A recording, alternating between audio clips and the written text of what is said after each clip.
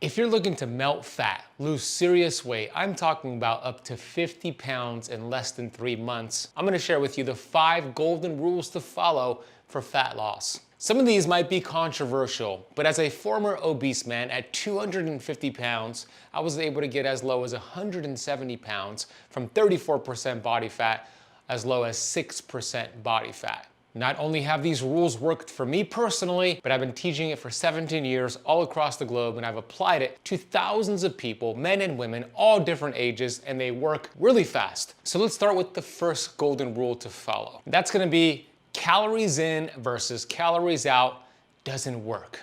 It's a myth. When we think about calories in versus calories out, it sounds like it makes sense logically. Your body burns a certain amount of calories, you eat a certain amount of calories, and as long as you eat less than you burn, you should lose weight. And it does work short term, but it fails 99.99% of the time long term. If calories in versus calories out worked, then we wouldn't have millions of people who go on and off diets, who go through weight loss resistance, yo-yo dieting time after time. Unfortunately, we have doctors and nutritionists and dietitians and fitness pros telling you it's all about calories in versus calories out. And you know what? I was guilty of this many years ago. I used to do seminars at my CrossFit gym that I used to own, teaching people the science of fat loss. Here's your total daily energy expenditure. That's the amount of calories you burn just sitting on the couch. And let's calculate how much food you're eating, and let's put you in a deficit. Let's put you in a 500 calorie deficit every day until we equal 3,500 calorie deficit, which is 1 pound of fat loss. And the tricky thing is that it does work short term, but the body's very smart. The metabolism adapts and it wrecks your hormones. You gain the weight back, and then it makes it more difficult to burn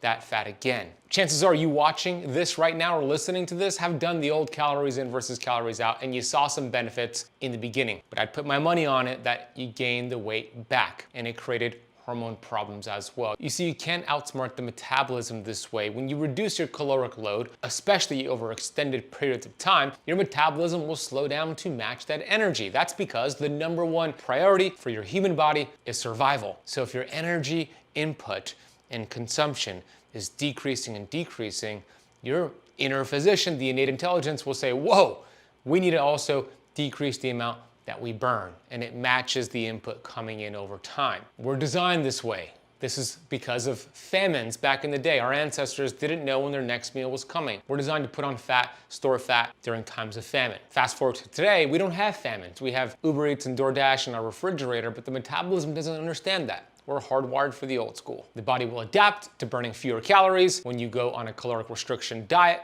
over time. But it's not just the frustration of gaining the weight back when you just focus on calories. It's what it does to disrupt your hormones and make you feel miserable. There's a couple of key things that happen when you just focus on calories. That is, #1, a hormone called leptin. Leptin is a hormone responsible for signaling to your brain and your stomach, you're full. Put down the fork. Hey, no need to go to your pantry and eat the Oreos. You feel full and satiated. With caloric restriction, your leptin levels drop, making you hungrier and more prone to overeating. You feel miserable. And sure, you could have some willpower in the beginning, but your hormones will win out over time. Then we have the other hormone called ghrelin, which is the hunger hormone, which tells you pick up the fork, eat that food, go get the Oreos, go eat those Cheetos. Ghrelin increases over time with periods of caloric restriction. This means people who cut calories drastically end up fighting constant hunger pangs and cravings. This is your body's way of forcing you to consume food because it doesn't get that you're trying to lose weight on purpose. Do I think calories matter? Yes. Do I think they're the most important thing? Absolutely not. It's all about hormones and cell inflammation. And not all calories are created equal. The quality of the calories you consume are way more important than the quantity of them. When you consume calories from sugar or processed carbohydrates, the hormonal response that happens afterwards is very different than consuming whole foods from protein and fat. And it could be the equal amount of calories that you consume with these examples, but the process that happens inside of your body are dramatically different after you consume them. Sugary foods and high carbohydrate diets spike insulin, which is an energy sensor, tells your body to store fat, especially the visceral fat around your stomach. Protein and fat, even if the calories are equal, does not really spike insulin as much. When you eat more protein and fat, these are slowly digested. You manage your blood sugar and insulin levels, which is gonna help you have stable blood sugar levels, means your energy levels are gonna be stable as well, and you're gonna feel full and satiated. The perfect example on how calories in versus calories out does not work is the TV show The Biggest Loser. You might have watched that show. It was really popular here in the United States. I'm sure there's different variations of them in different countries. But in this show, they had participants who were obese, and they put them on an extreme regimen of caloric restriction, so reducing their caloric intake, and then extreme exercise to increase their caloric energy burning. And what we saw was very fascinating. Now, in a 2016 study published in the Journal of Obesity, 14 former contestants from The Biggest Loser were followed 6 years after the show. Despite their dramatic weight loss during the competition, nearly all had regained the majority of their weight. And here's the crazy thing, their metabolic rates had plummeted. Their bodies were burning fewer calories than expected for their size, and this persisted long after their caloric restriction ended. They measured their leptin levels. Remember that hormone that tells you you're full, stop eating. This hormone dramatically decreased over time, making it difficult for the participants to feel satisfied even with adequate food intake. 5 out of the 14 contestants ended up weighing more than when they started the show. This is the reason why there's never a Biggest Loser reunion show, because it doesn't work long term, only short term. And that's the footage they aired on TV, but they're not showing what happens afterwards. So instead of just focusing on calories, it's more effective to focus on the following. Number 1, reduce insulin spikes. Eating a diet that's low in carbohydrates, higher in protein and fat will accomplish this. Number 2, prioritize protein and fat at all of your meals. Get at least 40 grams of animal-based protein at all of your meals. Number 3, focus on metabolic flexibility. That is the goal for every human being, to achieve what I call metabolic freedom. And we'll talk a little bit more about how to achieve that as we go through this lesson. Let's move on to the second golden rule to follow, and that is understanding that snacking does not rev up your metabolism, it destroys it, and it ages you faster than anything else. Every time you eat, especially foods high in carbohydrates and sugar, you spike glucose and insulin. This is the hormone that has many roles, but one of the roles is to take that excess blood sugar out of the bloodstream and shuttle it into your cells for energy. Now, when this happens from time to time, it's not an issue, but most people are snacking, they're grazing, they're eating throughout the entire day. There was a study done by my colleague, Dr. Don Clum. It was a patient population study, and it showed that the average American eats 17 to 23 times per day. They're grazing, they're eating every 2 to 3 hours, and every time you eat something, whether it's a snack or a meal, that's a meal to your body. You spike glucose and insulin, you start the digestive process. And every time you spike insulin, insulin is the bully of the block. Your fat-burning hormones are running away, they're hiding, they're scattered when insulin is called. And if you snack, you're calling insulin. And when you raise insulin, you store fat. When you drop insulin, you burn fat. Simple rule to follow. When insulin continues to be elevated, it leads to hyperinsulinemia, which is also called insulin resistance, and then eventually that leads to diabetes. And several studies show that your insulin levels can be elevated for 6 to 14 years with no change in your blood sugar or your A1C levels, until all of a sudden, there's a dramatic shift in your blood sugars, and then you're diagnosed with prediabetes or diabetes. This is because insulin is screaming at your cells to take up the glucose, and that could happen for 6 to 14 years until you get burnt out. Essentially, it's like listening to music over and over and over at 100%. You become deaf to the screams of the music. Your cells become deaf to the screams of insulin. And once you're diagnosed with type 2 diabetes, you have a significant increase in cancer, about 20 to 30% increase in cancer, and diabetes leads to heart disease, amputations, kidney failures, and a whole host of other serious complications, not to mention obesity. Snacking accelerates aging. Constant eating promotes cellular duplication, a process where your cells are replaced with new ones. While cell generation is essential for growth and healing, excessive cellular duplication accelerates aging. The cell division is like running a copying machine. Every time a cell replicates, there's a small chance of an error. Over time, these errors accumulate, leading to cellular dysfunction and aging. So, eating every few hours pushes your body into a state of constant cell duplication, which accelerates the aging process. The body has a process called autophagy, which cleans out cells and regenerates cells, and it's really healing for the body and very important to achieve autophagy. This is where you actually have like let's talk about Pac-Man going through your cells, eating these inflamed senescent cells within your body. When you're constantly snacking and raising insulin, you're not achieving autophagy. They have an inverted relationship, meaning insulin goes up, autophagy goes down. Snacking also destroys your digestive system. The digestive system needs a break in between meals to recover and to fully process the food. Snacking all day doesn't allow your digestive system to take a rest, leading to indigestion, bloating, and even gut issues like leaky gut, and leaky gut leads to autoimmune disease. In a study from the University of Virginia, researchers found that after feeding a group of young, healthy college students an 800-calorie meal, it took their digestive system 14 hours to fully process the food. Now, if they had snacked or eaten another meal during that time, the digestive burden would have been compounded, leading to poor gut health. When you snack, you decrease your fat-burning mechanisms. The body has two main states: the fed state, when insulin is high and the body uses glucose for energy, and the fasted state, when insulin is low and the body switches to burning fat for fuel. Snacking keeps you in the fed state all day, which blocks your fat-burning hormones and signals to your body, store energy, store fat. In contrast, when you give your body a break in between meals, such as just eliminating snacking or practicing intermittent fasting, I'll talk more about that later, your body then burns stored fat for energy because insulin drops and it creates a switch gets turned on to signal fat burning for an energy source. The more often your body is in a fasted state, the more efficient it becomes a fat-burning machine, leading to sustained fat loss without hunger. Now, many people believe that snacking boosts your metabolism. Your dietitian may have told you that as well. This couldn't be further from the truth. The idea that eating frequently increases your metabolic rate comes from the thermic effect of food, which is the energy your body uses to digest and process food. While the thermal effect of food does increase after a meal, it's proportional to the size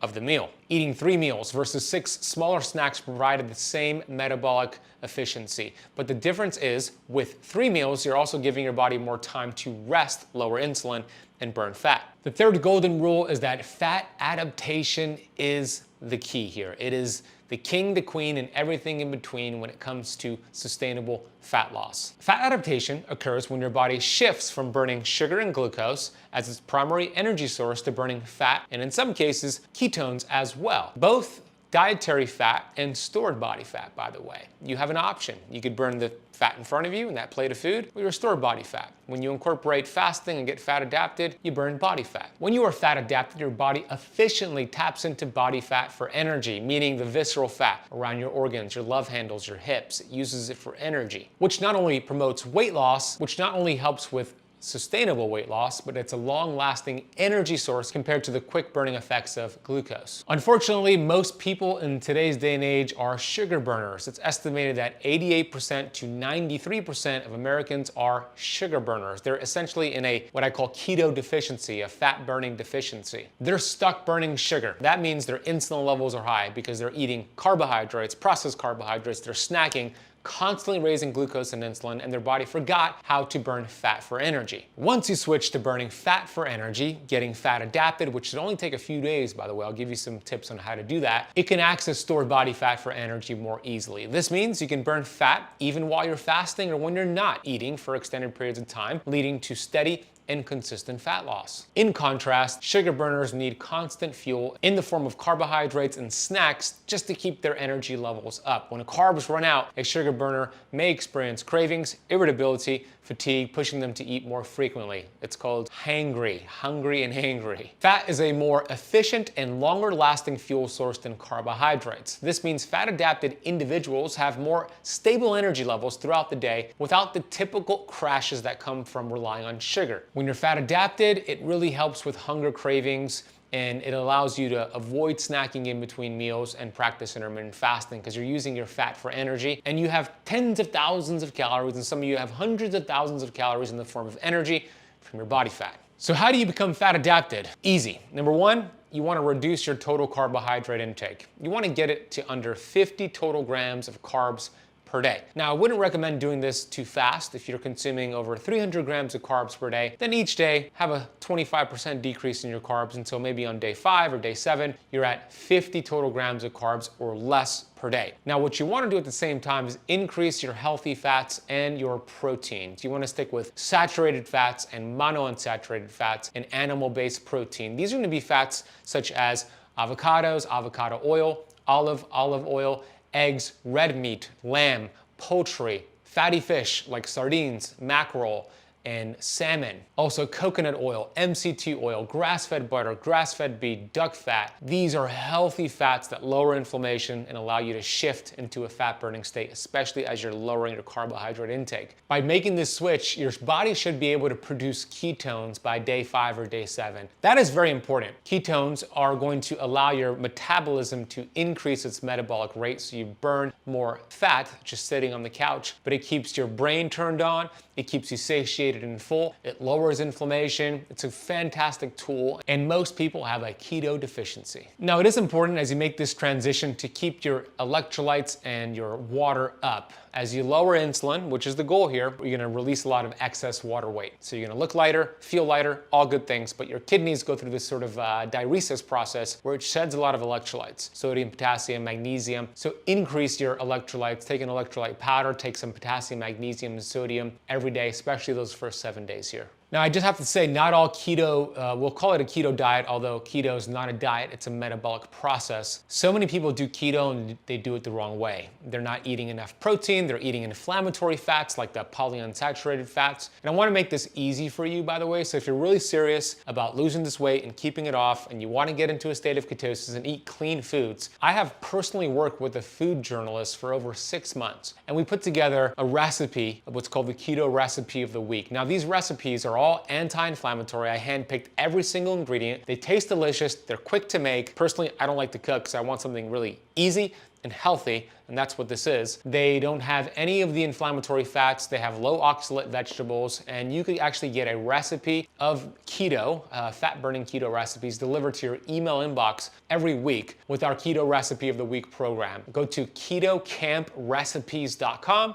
We'll drop a link for it down below. It's only $9.97 per month, 30-day money-back guarantee, cancel anytime. There's also an option to go for the annual, and you get even a bigger discount, so head over to ketocampresrecipes.com to learn more. The fourth golden rule is to test, do not guess. We made the case that your insulin levels need to be optimal in order to burn fat. Have you tested your fasting insulin? I think the fasting insulin is one of the most important blood tests that anybody could get. Definitely the most important blood test to see how healthy your metabolism is. And most doctors don't order it, they don't understand it. And here's the good news. You could request it from your doctor, your insurance might cover it, or you can pay out of pocket and it's very cheap. It's like $30 or $50 for a fasting insulin. Now, insulin, when it's elevated, it's going to trigger a metabolic cascade of disease, high blood pressure, obesity, insulin resistance, diabetes, cancer, heart disease. But if you just track that insulin and get it into the single digits, that's what you want to do. A healthy fasting insulin is in the single digits. 3 to 7 is optimal, but anything in the single digits. If you're over 10, let's say 10 to 20, you have signs of insulin resistance. Now, if you're over 20, you have full-blown insulin resistance. And what I said earlier, you could have insulin resistance for 6 to 14 years until your blood sugars do not change until that point, and then boom, you're diagnosed with diabetes. We don't want that. So don't guess, test. Go get your fasting insulin. Make sure it's in the single digits. And as you follow this protocol, get it done on week 1 and then get it done 3 months in, and you're gonna see it dramatically lower. How it works is you wanna go and do the blood test about 12 hours into a fast. So let's say, for example, if you finish eating at 8 p.m. at night, make your appointment the following morning at 8 a.m. That's a 12-hour fast. You want to be about 12 to 14 hours into a fast before you get that blood test. On top of that, you might want to also track your blood glucose levels. You could look at your fasting blood glucose, and there's a couple ways to test this. You could get a finger prick machine where you just prick your finger, little blood comes out, you put on a strip, put it into the machine, and it gives you your number. Or you could actually wear what's called a continuous glucose monitor, which is something you attach typically to the back of your tricep. It sits there for 14 days, and you use the app on your phone to get 24/7 reading of your blood glucose levels. That would be optimal, the continuous glucose monitor. But why I like the finger prick is because if you get something like a Keto Mojo, you could also track your ketones as well. And I'm gonna give you the optimal levels you wanna hit for a fat burning state. So you might want to grab a pen and paper and write these down. Your fasting blood sugar levels, what's considered a healthy, optimal fat burning state, is somewhere between 60 to 90 milligrams per deciliter. And if you use a Keto Mojo finger prick or a CGM, it'll tell you that. 60 to 90 is considered optimal. Now, once your fasting glucose is steadily around 126 or higher, you're considered diabetic, by the way. So track that. Now, there's also your postprandial glucose levels. The higher your blood sugars go after eating a meal, the more insulin is required and the more fat you store. If we could blunt that postprandial glucose response, we're going to produce less insulin, we're going to burn fat quicker. So by testing your blood sugar levels 1 hour and 2 hours after eating, it'll show you what's happening here with your metabolism. Now, ideally, an hour after eating, you don't want your blood sugar levels to be over 120 milligrams per deciliters or higher. It should be below that. 2 hours after eating, it should be back to where it was before you started eating. So if you tested your fasting blood sugars and it was 85, and then you ate a meal, 2 hours later, it should be closer to 85. If it's 105, 120 or higher, that's showing signs of insulin resistance, and we've got some work to do. But by tracking this over time, you're gonna see that dramatically improve with the tips I'm giving you in this lesson. It's pretty cool. I'll drop a link for NutriSense, which is the CGM I use and recommend, and then the Keto Mojo you can get over at 𝙎𝙬𝘎𝑘𝑚achine.com, and I'll drop a link for that down below as well. And the fifth golden rule to follow is that ancient healing strategies work far better over modern quick fixes for weight loss. What are ancient healing strategies? These are health tips and health tools that have been around since humankind. They've stood the test of time. They work time after time. Your cells are designed to go with the flow here of ancient healing. Now, ketosis, ketones, being in a state of ketosis simply means you're burning fat for energy. That is an ancient healing strategy. There's nothing new about keto. It's just newer nuance, but it's been around for as long as humans have existed. Babies that are breastfed are naturally in a state of ketosis because that breast milk has saturated fat and cholesterol, and it helps the neurological development of that baby's brain. We're designed to burn fat. Fasting, intermittent fasting, is also an ancient healing strategy. Now, we already covered keto. I gave you the fat adaptation tips on how to get there. You have the keto recipe of the week program. Just eat those meals or get into ketosis. It's ketocampresrecipes.com. Let's talk about fasting as an ancient healing strategy here. Now, some people hear the word fasting and it's like asking them to hold their breath for 10 minutes, but I promise you, once you're fat adapted and do keto and then practice intermittent fasting, it works so well. It's such a 1-2 punch for burning fat, and you actually feel great during the fast. And I'm gonna give you a protocol on what I think is the best fasting schedule for serious weight loss. But before I do, allow me to share why fasting should be the tool in your shed, this ancient healing strategy called fasting. Now, there's other terms for fasting. Time-restricted feeding is another term. Time-restricted eating is another term. When your body is in a fasted state, so many incredible things happen. It's one of the best ways to remove the interference so your body could heal itself. It takes a lot of energy to digest food. We talked about the problem of snacking, but not just snacking, eating a big meal. Think about the last time you had a feast meal, Thanksgiving, Christmas, whenever it was. Was your first thought after eating that big meal, I'm so energized and focused, I'm gonna go get some work done, I'm gonna go exercise? No. Your first thought was like, oh my gosh, I'm going into a food coma. Let's watch the game and sit on the couch. That's because it takes massive amounts of energy and resources and blood flow to digest food. Now, one of the coolest things with fasting is when you don't eat food and you're not using all that energy and bandwidth for digestion, it creates something called energy diversion. You divert the energy that would have been used for digestion and you divert it to be used for healing. So if you have fatty liver, your body starts to pull fat from the liver, fat from the pancreas. If you have brain fog, you start to reset cells in the brain. You go through that process called autophagy. The self-cleaning process really ramps up during 16, 17 hours or so throughout a fast. And when it comes to fat loss, it'll accelerate your body's ability to tap into stored body fat. Now, there are two methods here to practice fasting that's going to get you some really good results with fat loss. The first one is called a daily 18-6 schedule. This means out of a 24-hour period, for 18 hours, you're in that fasted state. You're not eating food, you're not snacking. What are you having? Just your water, your tea, your coffee, no food, no glucose and insulin spikes. Then you have your 6-hour eating window. That's when you want to hit and consume your protein and your fat. You want to get at least 40 grams of protein at those meals. If your eating window is 6 hours, you could have 2 to 3 meals. High fat, high protein, low carb, meaning less than 50 grams of total carbs on those days. So what that would look like on your calendar is 12 to 6 p.m. eating window, have 2 to 3 meals, protein and fat focused, and then 6 p.m. to 12 p.m. the next day, you're fasted. You're pulling fat from your organs, you're lowering insulin, lowering inflammation, producing ketones, going through autophagy. Incredible things are happening. Now, on top of that, a 24-hour water fast is remarkable for fixing the gut, getting more autophagy, and more fat loss. I would recommend the 24-hour fast no more than 1 to 2 times per week. And how this would work would be, let's say you're done eating Sunday at 6 p.m., you would fast all the way until Monday at 6 p.m. Again, only having the water, the electrolytes, the coffee, the tea, no food for a full 24 hours. Do that twice per week maximum, or just once per week, and you're going to get the amazing benefits here. Now, there's a caveat here, and you're gonna like this tip because we talked about, in the beginning, I mentioned metabolic flexibility. What does that mean exactly? Well, I have an entire book coming out in 2025 with Hay House called Metabolic Freedom. The word metabolism simply means transform. That's what the Greeks call it, meaning you take a substrate, which is an available fuel source, and your metabolism transforms it into energy. Okay, so what are these substrates? What are these fuel sources? You have sugar. We mentioned that's not a healthy fuel source. We have fat from both the calories in your plate of food and body fat, great source of energy. Then we have just sunshine. Somebody who has a healthy, metabolically flexible metabolism, somebody who's metabolically free, could use whatever substrate is available at any time, burn fat, produce energy, and feel great. When I go on airplanes and when I travel, I don't eat. The flight attendants think I'm crazy. You sure you don't want this meal? You sure don't want this snack? I'm good. I don't want to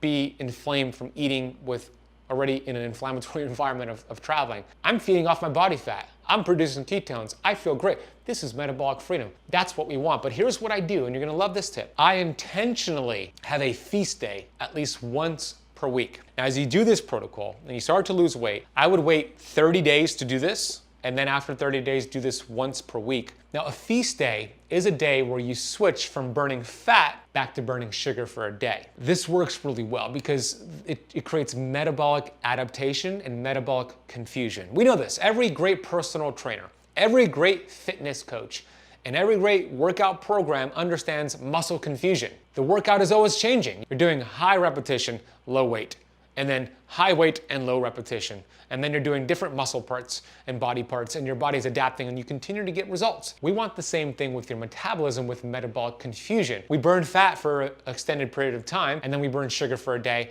and then go back to burning fat. So how do you burn sugar for a day? It's important to understand that this is not a cheat day. You're not having ice cream and pizza. You're having healthy carbs for a day. You're gonna bump up your carbohydrates from, you had it at 50 grams total per day, to over 150 grams for one day. I typically do it on a Sunday, but you can do it whatever day you want. The healthy carb is gonna be sweet potatoes, fruit, white rice. You know, the cool thing about that keto recipe of the week program is you go through it, we actually have recipes for what I call keto flex days, these higher healthy carb days as well. So for those who sign up, you'll get that as well. KetoCampRecipes.com. This allows your body to create a metabolic adaptation, metabolic flexibility. You burn sugar and then back to burning fat for the entire rest of the week. Burn sugar for a day and then back to burning fat. This prevents plateaus and stalls. It keeps the metabolism guessing so you continue to get results. This works like a charm, and bodybuilders knew about this a long time ago with their refeed days. This is very similar to that concept.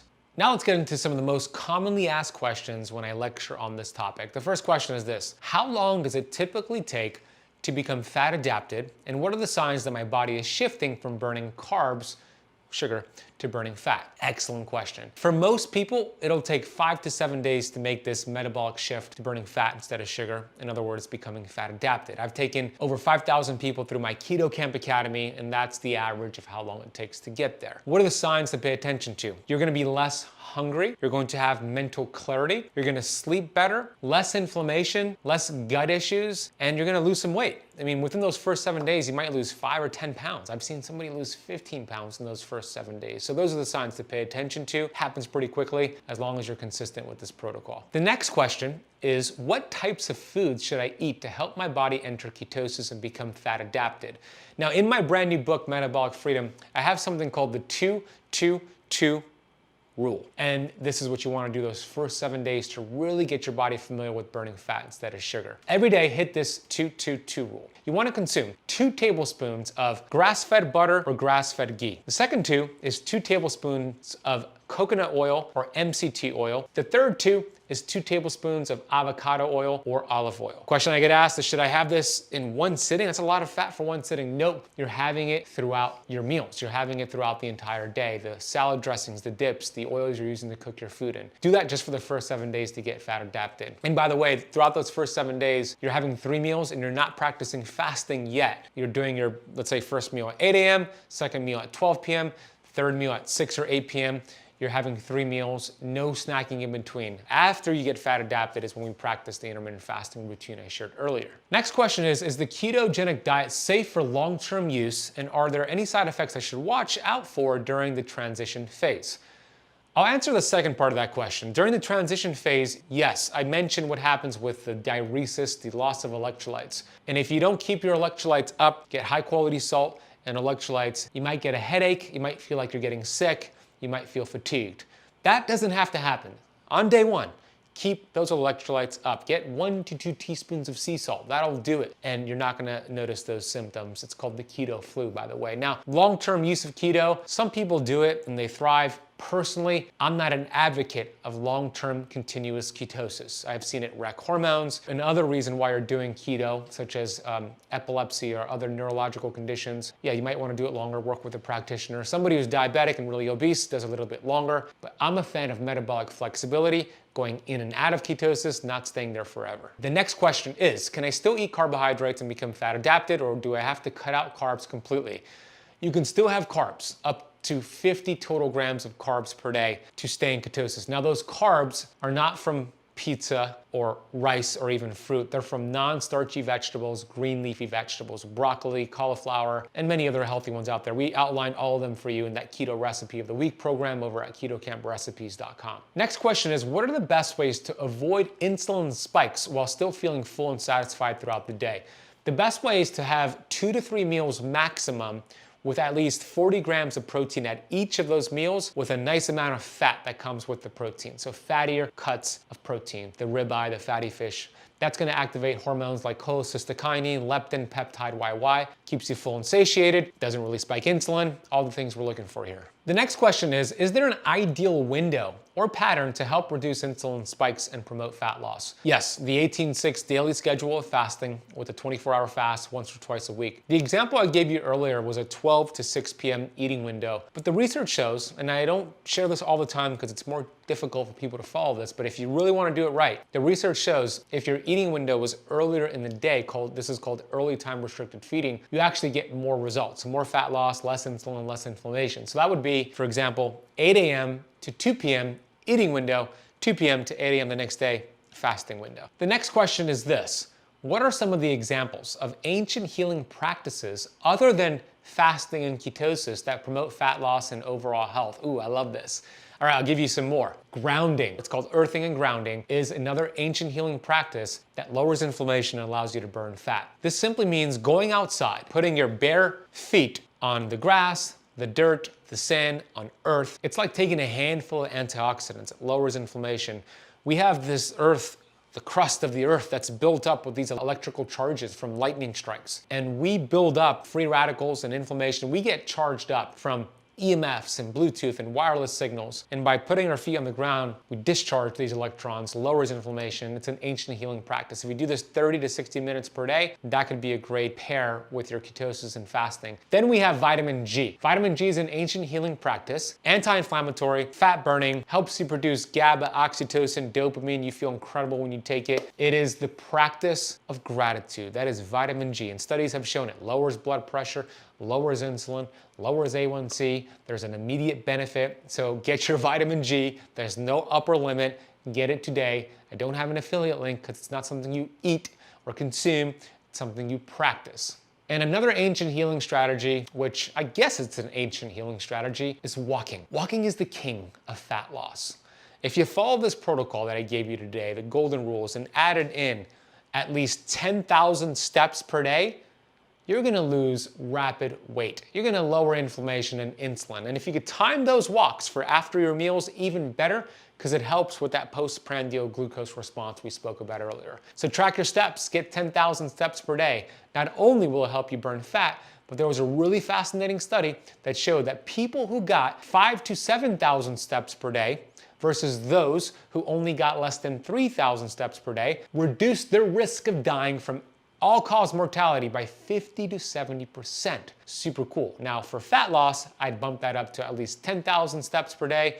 And if you want to be an overachiever and get even better results, get 14,000 steps per day. If you enjoyed this video, I want you to watch a recent video I made on the worst thing to eat in the world that contributes to visceral fat and an early death. The 7 worst things that contribute to visceral fat and the solutions for each of them. Microplastics are tiny particles, typically less than 5 millimeters in size. These particles can be ingested or inhaled and have been found in various environments, including oceans, soil, and even human tissues.